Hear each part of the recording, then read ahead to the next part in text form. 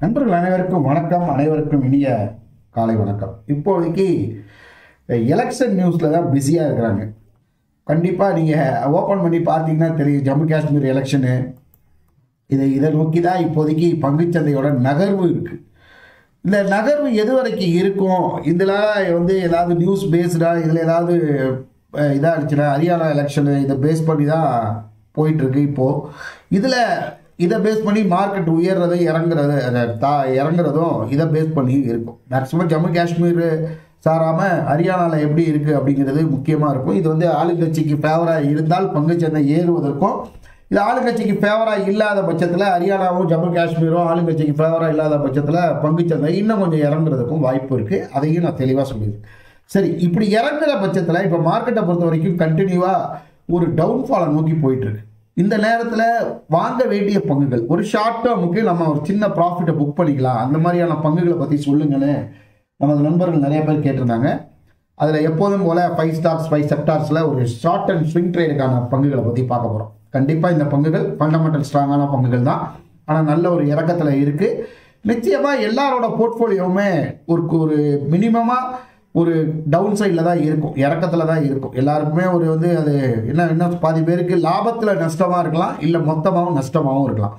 ஆனால் இந்த டைமில் அதை ஆவரேஜ் பண்ணுறதுக்கோ இல்லை புதுசாக வாங்குறதுக்கோ ஏற்ற பங்குகளை பற்றி நம்ம பேசுவோம். வாங்க வீடியோக்குள்ளே போகலாம். நமது சேவிங்ஸ் இன் தமிழ் யூடியூப் சேனல் அப்படிங்கிறது ஒரு எஜுகேஷன் பர்பஸ்க்கான சேனல் தான். இதில் எந்த பங்குகளும் வாங்குங்க அப்படின்னு நம்ம பை கால்ஸ்லாம் கொடுக்குறதில்ல. நானும் செபி ரெஜிஸ்டர் டிஸ்போயரில் நீங்கள் இன்வெஸ்ட் பண்ணுறா ட்ரேட் பண்ணணும். உங்கள் ஃபினான்ஷியல் அட்வைசரை கன்சல்ட் பண்ணுங்கள். நம்ம டெலிகிராம் குரூப்பில் ஜாயின் பண்ணாமல் இருக்கக்கூடிய நண்பர்கள் அப்படியே ஜாயின் பண்ணுங்கள். லிங்க் டிஸ்கிரிப்ஷனில் இருக்குது. நம்ம சேனலை சப்ஸ்கிரைப் பண்ண நண்பர்கள் சப்ஸ்கிரைப் பண்ணுங்கள். அது மட்டும் இல்லை, வாட்ஸ்அப் சேனலோட குரூப் லிங்க்கும் டிஸ்கிரிப்ஷனில் கொடுத்துருக்குறேன். அப்படியே இதோ எல்லாத்தோட முக்கியம், சேனலை பற்றிய கருத்தை மறக்காமல் பதிவிடுங்க. உங்கள் வீடியோ உங்களுக்கு பிடிச்சிருந்ததா, உங்களுக்கு யூஸ்ஃபுல்லாக இருந்ததா, வேறு ஏதாவது பங்குகளை பற்றி உங்களுக்கு தெரிஞ்சுக்கணும்னாலும் அதையும் கமெண்ட்டில் சொல்லுங்கள். கண்டிப்பாக கன்சிடர் பண்ணலாம். வாங்க இப்போது நம்ம வீடியோக்குள்ளே போகலாம். ஃபுல்லாக இன்றைக்கி என்னென்ன பங்குகளை பற்றி பார்க்க போகிறோம் அப்படின்னா, ஒரு ஸ்விங்கில் நல்ல ஒரு பொசிஷனில் வாங்க வேண்டிய விலையில் கரண்ட் ப்ரைஸ் ஒரு நல்ல பையிங் என்ட்ரியாக இருக்கக்கூடிய விலையில் இருக்கக்கூடிய ஃபஸ்ட்டு பங்கு ஏஷியன் பெயிண்ட்ஸ். எனக்கு தெரிஞ்சு இந்தியாவில் ஒரு மிகப்பெரிய லார்ஜ் கேப்பாக ரொம்ப நாளாக இருக்கக்கூடிய ஒரு பங்கு தான் இந்த ஏஷியன் பெயிண்ட்ஸ். எப்படின்னு சொன்னோம்னா, காஃபி கேன் போர்ட்ஃபோலியோவுக்கு ஏற்ற பங்குகள்னு ஒரு லிஸ்ட் இருக்கும் இல்லையா, அதில் பார்த்தீங்கன்னா 1990 2000 பார்த்தீங்கன்னா கூட இந்த ஏஷியன் பெயிண்ட்ஸ் அந்த காஃபி கேன் போர்ட்ஃபோலியோவுக்கு ஏற்ற பங்குகளில் அவங்க வச்சுருந்துருப்பாங்க.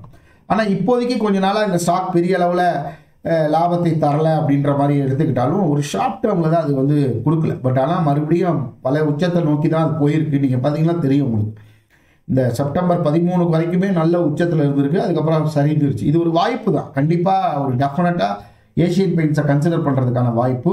எந்த ப்ரைஸில் வாங்கலாம் அப்படின்னு எடுத்துக்கிட்டிங்கன்னா, என்னை பொறுத்த வரைக்கும் ஒரு நல்ல ஸ்ட்ராங் சப்போர்ட்னு எடுத்துக்கிட்டிங்கன்னா இந்த இடத்துல போச்சுக்கலாம். 3000 ரூபாய்க்கு கீழே, கிட்டத்தட்ட எப்படியும் 3000 ரூபாய்க்கு கீழே வருமா சார் அப்படின்றத அடுத்த நமது நண்பர்களோட கொஸ்டினாக இருக்கும். டெஃபினட்டாக அந்த ப்ரைஸில் உங்களுக்கு வரும், அதில் எந்த மாற்று கருத்தும் இல்லை.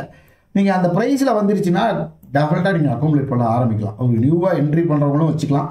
மார்க்கெட் கேபிட்டல் வைஸ் பார்த்தீங்கன்னா 2,95,970 கோடியோட மார்க்கெட் கேபிட்டல். இபிஎஸ் 52.96. அது மட்டும் இல்லாமல் நல்ல 0.34% வரைக்கும் இயர் ஆன் இயர் குரோத் காமிச்சிருக்காங்க. ஸோ நிச்சயமாக ஒரு லாங் டேர்மில் நல்ல ரிட்டர்ன்ஸ் பதிவு பண்ணக்கூடிய மிக முக்கியமான ஒரு பங்கும் இந்த ஏஷியன் பெயிண்ட்ஸ் தான். நமக்கே நல்லா தெரியும், இன்னும் ஃபெஸ்டிவல் காலங்களில் இந்த ஏஷியன் பெயிண்ட்ஸ் மாதிரியான பங்குகள் பெருமளவு உயரும் அப்படிங்கிறது. ஸோ ஒரு நல்ல ஸ்ட்ராங் ஃபினான்ஷியல் இருக்கக்கூடிய நிறுவனம். ஒரு 3 இயர்ஸ் சிஏஜிஆர் பார்த்தீங்கன்னா ரெவன்யூ 18% மேலே இருக்குது, நெட் ப்ராஃபிட் 20.3% வரைக்கும் இருக்குது, ஆப்ரேட்டிங் ப்ராஃபிட்டும் 16.0% வரைக்கும் இருக்குது. ஸோ நிச்சயமாக மியூச்சுவல் ஃபண்ட்ஸு இந்த டவுன் சைடில் மிகப்பெரிய அளவில் அதை அக்குமுலேட் பண்ணுவாங்க அப்படிங்கிறது எதிர்பார்த்தது தான். ஆனால் கொஞ்சம் எஃப்ஐஐஸ் மட்டும் இதில் கொஞ்சம் செல்லிங் பண்ணியிருக்காங்க அப்படிங்கிறது தான் முக்கியம். ஸோ அவங்கள ஃபினான்ஷியலாக செக் பண்ணி பார்த்தீங்கன்னா வேறு ஸ்டாக்கில் இருக்கக்கூடிய வேறு நெகட்டிவிட்டி ஏதாவது இருக்கா அப்படிங்கிறத நம்ம தெரிஞ்சுக்கலாம். ஏன்னா இன்றைக்கி வாங்கினோடனே மறுபடியும் பெரிய அளவு ஃபால் ஆகிடுச்சுன்னா என்ன சார் பண்ணுறதுன்னு நிறைய பேர் கேட்பாங்க.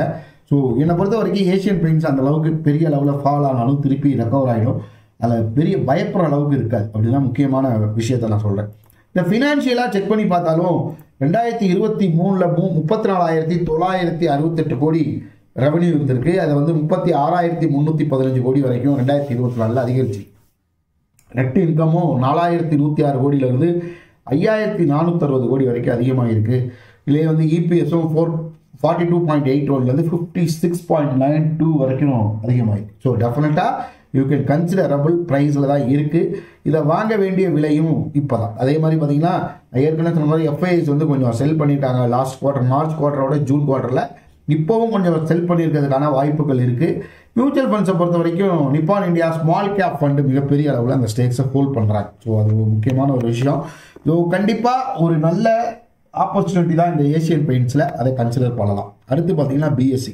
இந்த பிஎஸ்சியோட சரிவுலேயே நம்ம நிறைய தடவை சொல்லியாச்சு. நீங்கள் இப்போ வாங்கியிருந்தாலே ஷார்ட் டேர்மில் மிகப்பெரிய அளவு லாபத்தை சம்பாரிச்சிருக்கலாம். எப்படின்னா 2000 ரூபாய் 2300 வரைக்கும் அந்த ஒரு பங்கு இப்போ எங்கேயோ ஏறிடுச்சு 4000 ரூபா. டெஃபினட்டாக அந்த ஸ்டாக்கை பற்றி நம்ம சொல்லும்போது சொல்லிடுறோம் சார், இதெல்லாம் சரிஞ்சால் வேறு எந்த பங்கை வந்து முதலீடு பண்ணுறது அப்படின்ற மாதிரி.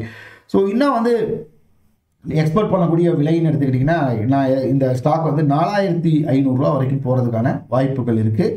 இன்னும் கூட இந்த ஸ்டாக்கில் ஒரு ஆப்பர்ச்சுனிட்டி அவைலபிளாக தான் இருக்குது.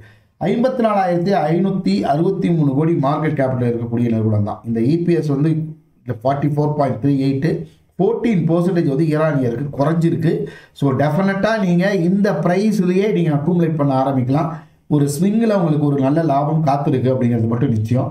ஒரு நல்ல ஏன்னா ஸ்ட்ராங் ஃபினான்ஷியல். எப்படி தான் நீங்கள் என்எஸ்சியை வந்து நம்பாமல் வேறு எந்த பங்கை போய் வாங்க முடியும்? என்எஸ்சின்னு ஒரு ஸ்டாக் இல்லை, அவ்வளோதான். அதே மாதிரி தான் பிஎஸ்சியும்.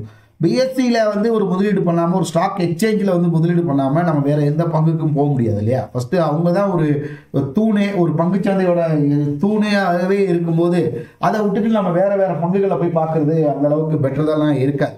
அது மாதிரி பார்த்தீங்கன்னா மியூச்சுவல் ஃபண்ட்ஸும் ஒரு கொஞ்சம் அவங்க செல் பண்ணது உண்மை, பட் எஃப்ஐஎஸும் கொஞ்சம் செல் பண்ணது உண்மை தான். அதில் எல்லாம் எந்த மாற்று கருத்தும் இல்லை. பட் ஆனால் பெரிய அளவில் இந்த பங்குகள் உயரும் அப்படிங்கிறது தான் உண்மை. என்னை பொறுத்த வரைக்கும் 4500 வரைக்கும் டெஃபினட்டாக ரீச் ஆகும். ரீச் ஆகும்போது நீங்களே எனக்கு இன்டிமேட் பண்ணுங்கள், மெசேஜ் போடுங்க. ஒரு வருஷத்துக்கு 187% ரிட்டர்ன்ஸ், 3 வருஷத்துக்கு 800% மேலே ரிட்டர்ன்ஸ் கொடுத்துருக்குறாங்க. இவங்களோட ஃபினான்ஷியலையும் நம்ம செக் பண்ணி பார்த்துருவோம். டெஃபினட்டாக you can accumulate this price. என்னை பொறுத்த வரைக்கும் இன்னும் சொல்லப்போனால் இப்போ இருக்கிற ப்ரைஸை விட அந்த 4000 ரூபாய் அப்படிங்கிறது தான் எல்லாருக்கும் யோசனையாக இருக்கும். சார் 4000 ரூபா வரட்டுமே, அதுக்கப்புறம் வாங்கிக்கலாம்னாலும் அது உங்களோட இஷ்டம். பட் இந்த ப்ரைஸே ஒரு நல்ல ப்ரைஸ் தான். 4030 அப்படிங்கிறது பெரிய அளவு. இன்றைக்கி மட்டும் 200 ரூபா வரைக்கும் ஏறி இருக்குது. நாளைக்கே நான் சொல்கிறேன் அந்த 250 ரூபா 52 வீக் ஹையை தொட்டுட்டாலும் ஆச்சரியப்படுறதுக்கு இல்லை. அதுதான் உண்மை. ஃபினான்ஷியலாக பார்த்தீங்கன்னா டோட்டல் ரெவன்யூவே பார்த்தீங்கன்னா 1003 கோடியாக இருந்தது. இந்த 2024 2096 கோடி வரைக்கும் அதிகமாக இருக்குது. நெட் இன்கமும் 220 கோடியாக இருந்து 778 கோடி வரைக்கும் அதிகமாக இருக்குது. இபிஎஸ் பல மடங்கு உயர்ந்திருக்கு இந்த வருடத்தில். ஸோ நிச்சயமாக ஒரு மிகப்பெரிய அளவு ரேலி இந்த பங்குல இருக்குது அப்படிங்கிறத நான் தெளிவாக சொல்லிக்கிறேன். ஸோ டெஃபினட்டாக யூ கேன் கன்சிடர். அது மட்டும் இல்லை, அடுத்து நம்ம பார்க்க போகிற ஒரு ஸ்டாக் என்ன அப்படின்னு பார்த்தீங்கன்னா ஜொமேட்டோ.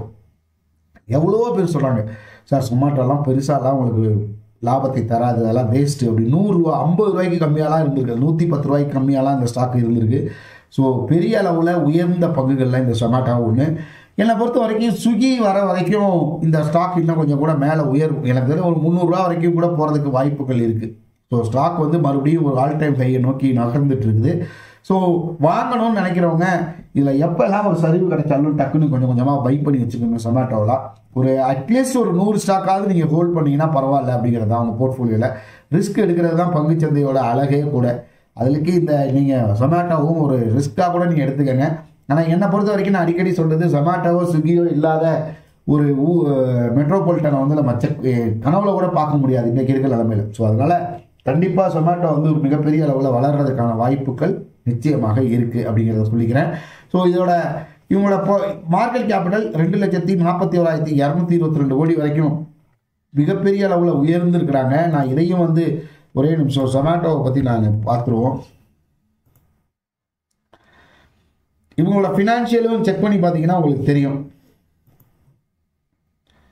டோட்டல் ரெவன்யூவே பார்த்தீங்கன்னா 2023 7,763 கோடியாக தான் இருந்தது. இப்போ 12,900 கோடிக்கு மேலே போயிட்டு இருக்கு. இந்த டிடிஎம்ல 14,800 கோடி மைனஸில் இருந்த நெட் இன்கம்லாம் இப்போ பாசிட்டிவாக மாறிட்டு வருது. 971 கோடி மைனஸில் இருந்துச்சு, இப்போ 351 கோடி பாசிட்டிவ்.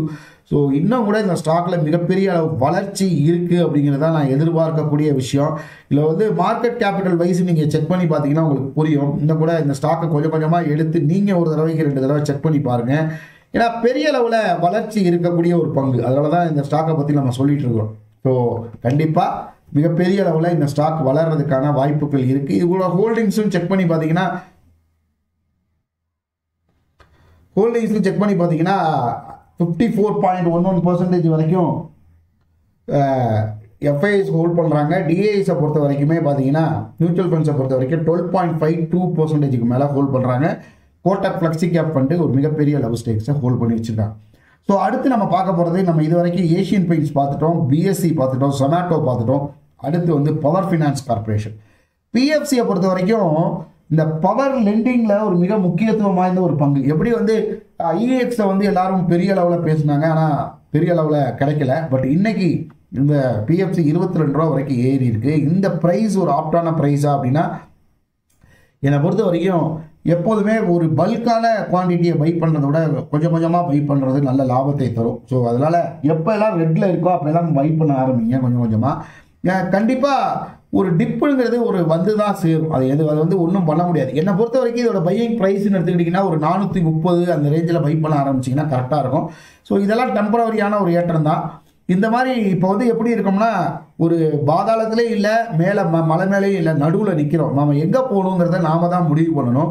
கீழே இறங்கினா பள்ளம், மேலே போனால் ஏற்றம் அப்படிங்கிற இந்த நோக்கத்தில் இப்போ வந்து ஏன்னா வேர்ல்டில் இருக்கக்கூடிய பிரச்சனைகள் அந்த அளவுக்கு இருக்குது. யார் என்ன முடிவு பண்ணுவான்னு யாருக்குமே தெரியாது. ஸோ அதனால் கொஞ்சம் கேர்ஃபுல்லாக முடிவு பண்ணுங்கள். பட் இந்த பங்குகளை வந்து நீங்கள் ஒவ்வொரு டிப்லையுமே கொஞ்சம் கொஞ்சமாக பை பண்ணிங்கன்னா தான், ரிஸ்க் எடுத்தால் தான் உங்களால் முடிஞ்ச கடைசியில் வந்து ஒரு வெற்றியை பெற முடியும். ரிஸ்க் ரிவார்டுங்கிறது பங்குச்சந்தையில் தவிர்க்க முடியாத ஒன்று இல்லையா, அதனால சொல்கிறேன். அதே மாதிரி மார்க்கெட் கேபிட்டல் வைஸும் பார்த்தீங்கன்னா 1,52,299 கோடி market capital. All time high 580, இப்போதைக்கு 460 தான் இருக்குது. அந்த 580 தாண்டும் அப்படிங்கிறது எதிர்பார்க்கக்கூடிய ஒரு விஷயம். மியூச்சுவல் ஃபண்ட்ஸ் ஒரு பெரிய லெவல்லே இந்த ஸ்டாக்ஸை வந்து அக்குமுலேட் பண்ண ஆரம்பிக்க போகிறாங்க. அதான் விஷயமே. என்ன காரணம்னா எஃப்ஐஎஸ் வந்து ஒரு ஹியூஜ் லெவல் பையிங் பண்ணியிருக்காங்க பிஎஃப்சியில். ஸோ டிஐஎஸ் வந்து அதே மெயின்டைன் பண்ணிட்டு தான் இருக்கிறாங்க. ஸோ இன்னும் கூட அந்த ஸ்டாக்ஸில் ஒரு பெரிய ரேலி நடக்கலாம் அப்படிங்கிறது தான். ஒரு வருஷத்துக்கு 87% வரைக்கும் ரிட்டர்ன்ஸ் கொடுத்துருக்கு. 3 வருஷத்துக்கு 312% வரைக்கும் ரிட்டர்ன்ஸ் கொடுத்துருக்கு. இதோட ஃபினான்ஷியலாக பார்த்தீங்கன்னாலும் பவர் செக்டாரில் ஒரு முக்கியத்துவம் வாய்ந்த பங்கு, அதில் எந்த டவுட்டும் கிடையாது. ஃபினான்ஷியலை பொறுத்த வரைக்கும் பார்த்தீங்கன்னா 2023 77,741 கோடி டோட்டல் ரெவன்யூ இருந்திருக்கு. இது 2024 91,586 கோடி வரைக்கும் அதிகமாகிருக்கு. இதில் வந்து நெட் இன்கம்னு எடுத்துக்கிட்டிங்கன்னா 15,889 கோடி.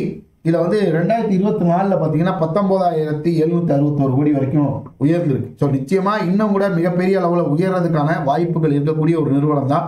ஸோ கண்டிப்பாக நீங்கள் இதை கன்சிடர் பண்ணலாம்.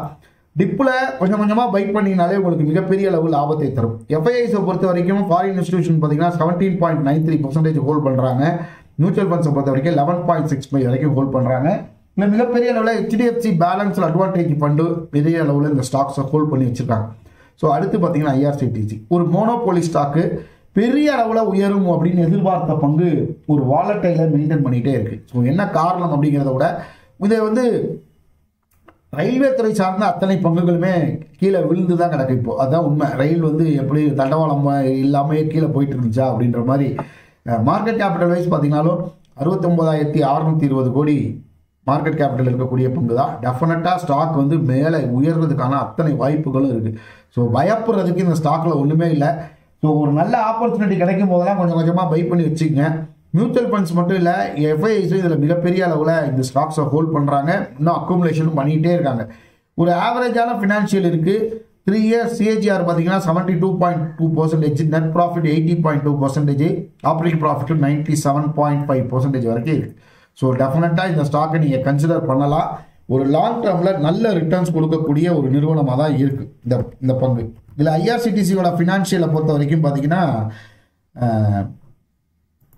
2023 3,689 கோடியாக இருந்த ரெவன்யூ இப்போ 4,441 கோடி வரைக்கும் அதிகமாகிருக்கு. இந்த டிடிஎம்ல 4,567 கோடியாக அதிகமாகிருக்கு.